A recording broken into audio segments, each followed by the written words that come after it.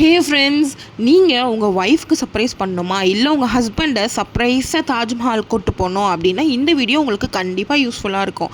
அதாவது எப்படி சென்னையிலேருந்து ஆக்ரா போகிறது, தாஜ்மஹாலுக்கு எந்த டைம் போனால் கூட்டம் இல்லாமல் பார்க்கலாம், எப்படி டிக்கெட் வாங்கலாம், அண்ட் ஆக்ராவில் நடக்கிற ஸ்கேம்ஸ், இந்த மாதிரி எல்லா வீடியோத்தை பற்றியும் டீட்டெயிலாக பேசி ஒரு லாங் வீடியோ நம்ம சேனலில் இருக்குது. அதோட லிங்க்கு இங்கே ஆரோ மார்க் இருக்கிற இடத்துல காட்டுறேன், செக் பண்ணி பாருங்கள். ரொம்ப யூஸ்ஃபுல்லாக இருக்கும்.